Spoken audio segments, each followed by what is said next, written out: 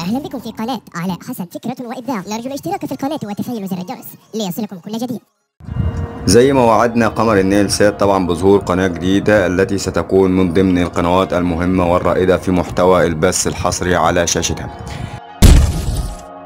السلام عليكم ورحمة الله وبركاته، أهلا وسهلا بكم في فيديو جديد. وقبل ما نبدأ في الشرح ما ننساش أول حاجة نصلي على النبي عليه الصلاة والسلام.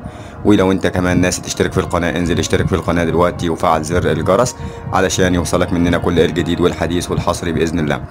النهارده هنتعرف على قناة من أجمل القنوات اللي ظهرت على قمر النيل سات مؤخرا. وعلشان ما نطولش عليكم في المقدمة أكتر من كده يلا بينا نخش نشوف القناة مع بعض. زي ما احنا شايفين اول حاجه طبعا بندوس من زرار المنيو في الريموت بتاعنا بتظهر معانا اللوحه اللي واضحه قدامنا دي. تمام، بنخش اول حاجه على كلمه التركيب. تمام، وبندوس طبعا اوكي، بتظهر معانا اللوحه اللي واضحه قدامنا. بنخش طبعا على كلمه قائمه الترددات وبندوس اوكي. تمام، بتفتح معانا لوحه الترددات زي ما احنا شايفين كده قدامنا. بنيجي عند الزرار الاحمر اضافه او اي لون تاني مكتوب عليه اضافه. تمام، عندك في الريسيفر اللي هو مختلف.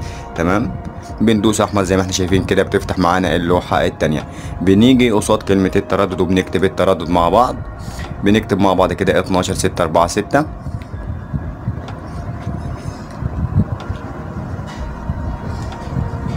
بعد ما كتبنا طبعا التردد يا اصدقائي 12646 او 5 او 7، اخر رقم في التردد ما بيفرقش عادي.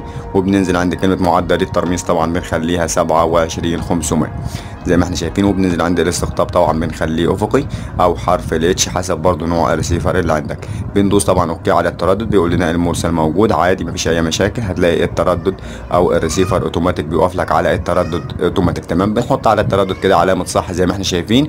وبنيجي على الزرار الازرق وبندوس كده زي ما احنا شايفين.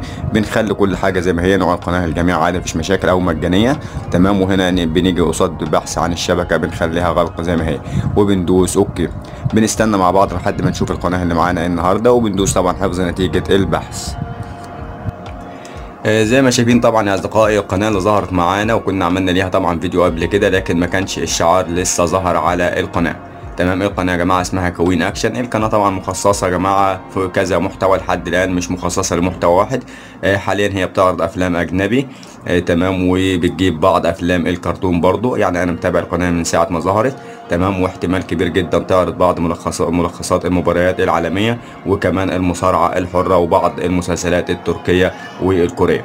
ده شعار القناه يا جماعه اهو. تمام، هنا مكان الشعار ده يا جماعه عشان نبقى عارفين كان موجود شعار قناه تونس دراما.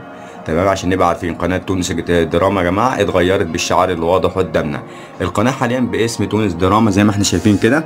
تمام، عشان نبقى عارفين اكيد كلنا عندنا القناه اللي واضحه قدامنا. تمام، عندنا تونس دراما يا جماعه. طبعا الشعار اتغير بكوين اكشن.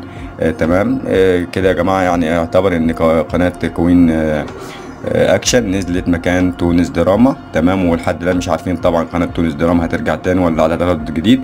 انتظرونا ان شاء الله في فيديوهات قادمه وهنعرف كل الجديد مع بعض. تردد القناه يا جماعه طبعا اهو تاني عشان ناكد عليه. التردد طبعا حزمه عامه ممكن تستقبله في اي مكان في الوطن العربي. تمام، وتحيه طبعا لكل اخواتنا في الوطن العربي. وبكده نكون خلصنا الشرح بتاعنا والسلام عليكم ورحمه الله وبركاته.